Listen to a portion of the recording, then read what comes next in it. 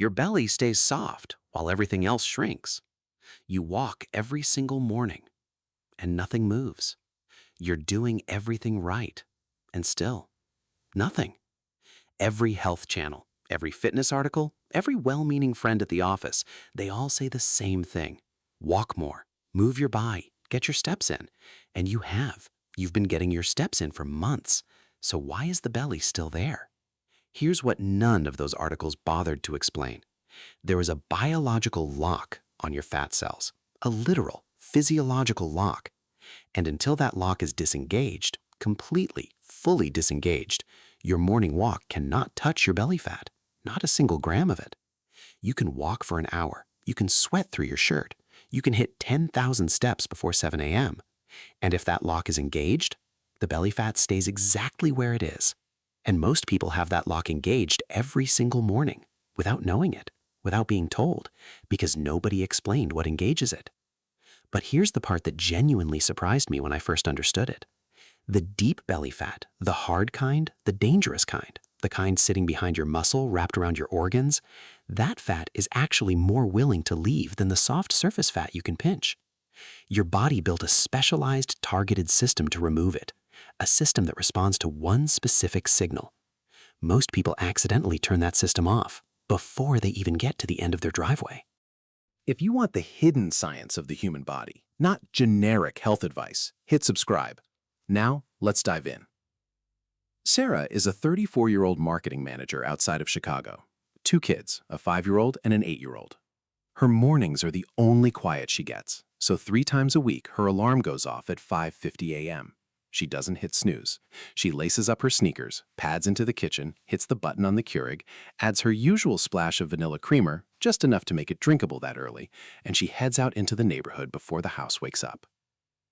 35 minutes, same route, every time. She's been doing this for 4 months. And here's the thing, it's working, kind of. Her arms look better, she can see it in her face, her jeans fit different through the thighs. But the belly, specifically the lower belly, the deep kind that doesn't really jiggle but just sits there, hasn't moved. Not an inch, not a fraction of an inch. Her annual physical is coming up next month. Her doctor mentioned visceral fat at the last visit. She came home and Googled it at 11 p.m. while her husband was asleep. She's been carrying that word around ever since. Sound familiar?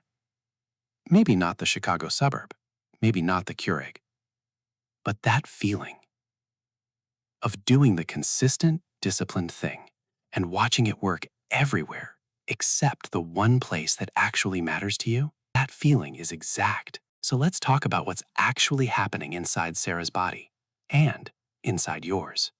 Every time you eat or drink something, your body registers as a caloric input. Food, a protein shake, juice, milk, creamer.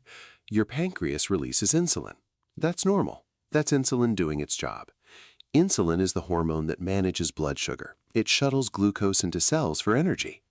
But insulin has a second function that almost nobody talks about in these videos. Insulin suppresses an enzyme called hormone-sensitive lipase. And hormone-sensitive lipase is the enzyme responsible for breaking down stored fat and releasing it into the bloodstream to be burned. When insulin is present, even in small amounts, that enzyme is suppressed. Fat cells go into storage mode. They lock. Nothing comes out. Think of it like a combination lock on a storage unit. You can push on that door all morning. You can rattle it, you can lean into it, you can sweat against it. But if the lock is engaged, nothing is coming out of that unit. Insulin is the lock. Your overnight fast, 7-8 hours of sleep without eating, is what spins the dial back to 0. When you wake up, that lock is disengaged. Insulin is at its lowest point of the entire day. The door is open. Walking through that open door is what mobilizes belly fat for fuel. But Sarah adds creamer to her coffee before she walks. And that vanilla creamer, maybe 35 calories, a little sugar, a little fat, is enough. Enough to trigger an insulin response. Enough to re-engage the lock. By the time she hits the end of her driveway, cup in hand, the combination lock is back on. She walks for 35 minutes. She gets cardiovascular benefit. She burns some calories from whatever fuel is available. But the belly fat door? Closed. Locked. The biology is working exactly as it's designed to. She just didn't know the rule. And I want to be clear about something. This is not a discipline failure. This is not a slow metabolism. This is not her body working against her. This is one missing piece of information that changes the entire equation. One piece. But here's the twist, and this is the part that genuinely stopped me when I understood it fully. Not all belly fat is the same. There are two completely different types. Subcutaneous fat, the soft, pinchable layer right under your skin, and visceral fat, the deeper fat sitting behind your abdominal wall, wrapped around your liver, your pancreas, your intestines, the kind Sarah's doctor mentioned, the kind that's linked to insulin resistance, cardiovascular disease, type 2 diabetes, the kind that doesn't really jiggle. It just creates that firm, persistent belly shape that won't respond to anything. Here's what the research shows. Visceral fat, the dangerous kind, has a significantly higher density of beta-2 adrenergic receptors than surface fat. These are receptors that respond to epinephrine, adrenaline. And when you walk at a low to moderate intensity in a fasted state, your body releases a sustained, gentle stream of epinephrine. That epinephrine travels through your bloodstream and binds to those beta-2 receptors on visceral fat cells, signaling them specifically to release their stored fat as fuel. This is a targeted biological process, not just general calorie burning. Your body is sending a specific signal to a specific type of fat, and visceral fat, because it has more receptor sites, is actually more responsive to this signal than your surface fat. The dangerous fat, the fat your doctor worries about, is biologically more eager to respond to fasted walking than the fat you can pinch. The system exists, it's built in, it's waiting. Most people are just accidentally turning it off every morning with a splash of creamer. So what happens when both conditions are met? When insulin is truly at baseline and the walk begins? Epinephrine releases. It binds to those visceral fat receptors. Hormone-sensitive lipase, the enzyme that was suppressed by insulin, becomes active again. It begins breaking down stored triglycerides in the visceral fat cells. Those broken down fats enter the bloodstream as free fatty acids, and those free fatty acids are oxidized, burned for energy during the walk. And here's what most people don't realize. Fat oxidation continues to peak in the 20 minutes after the walk ends.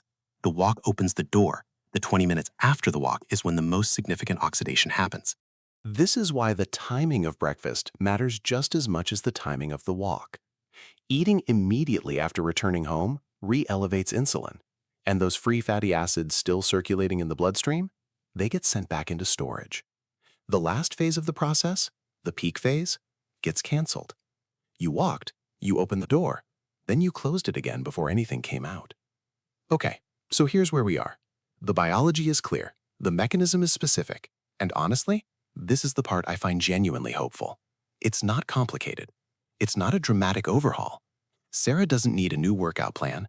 She doesn't need to give up dinner with her mother-in-law on Sundays. She doesn't need a gym membership or a food scale or a macro tracking app. She needs 3 adjustments, precise ones, that fit inside the morning routine she already has. It's not about working harder. It's about walking with the lock open. Here's the exact protocol. 3 steps. Each one has a specific reason based on everything we just covered. And each one fits inside a real American morning, with kids, with a commute, with a Keurig on the counter. First, walk in a true fasted state. That means water only before the walk, or plain black coffee if you genuinely cannot function without it. No creamer, no sweetener, no milk. No, just a small something. The overnight fast has already done the hard work of bringing insulin to baseline. Your only job is not to re-engage the lock before you step outside. If black coffee sounds brutal right now, here's what actually works. Spend 1 week gradually reducing your creamer, a little less each morning. By day 7, you'll be surprised how manageable it is. Your taste adjusts faster than you think. And if you meal prep on Sundays, go ahead and set your walking shoes, your water bottle, and your coffee mug by the door the night before. Remove every possible friction point between you and getting out that door fasted. Quick note here, and I mean this. Please talk to your doctor before making significant changes to your morning routine, especially if you have a diagnosed condition, if you're managing blood sugar, if you're on any medication, or if you're pregnant or breastfeeding. The biology I've described is well established, but your individual situation matters. This is health information, not medical advice. Your doctor knows your full picture. I don't. Second, walk for 20 to 35 minutes at a purposeful pace, not a stroll, not a jog. The specific zone you're targeting is the pace where you could hold a conversation, but you wouldn't really want to. a little breathless, slightly elevated heart rate, sustained. This matters because below 20 minutes, the epinephrine to visceral fat receptor signal doesn't build to a meaningful level. And here's the part that surprises most people. Past 45 minutes in a fasted state, cortisol, your stress hormone, begins elevating significantly. And chronically elevated cortisol signals the body to protect visceral fat stores. More is not better here. More is actually counterproductive. 20 to 35 minutes is the precise window, not a punishment, a target. If you use a podcast or a playlist, just queue up something that runs about 25 minutes. When it ends, you're done. No tracking app required, no fitness watch needed. Third, wait 20 minutes after your walk before eating breakfast. I know, you're hungry, the kids are up, the morning is moving, but this window, this specific 20-minute window, is when fat oxidation peaks. Free fatty acids are circulating. The process is working at its highest level. Eating now re-elevates insulin and sends those mobilized fats back into storage. You did the walk. Don't cancel the last phase. Here's the practical fix for a real American morning. Use those 20 minutes to shower, get the kids' lunches together, start breakfast prep. By the time you've done all of that, the window has passed naturally. Breakfast is ready. Insulin can rise now. The process completed. Sarah made these 3 adjustments 8 weeks ago. She moved her coffee to after the walk.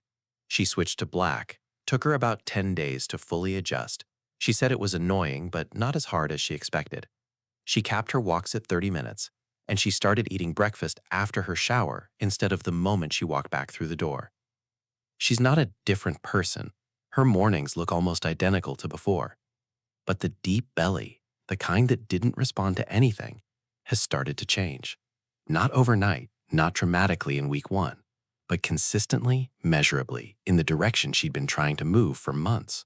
And her next physical is in 3 weeks. She's not anxious about it anymore.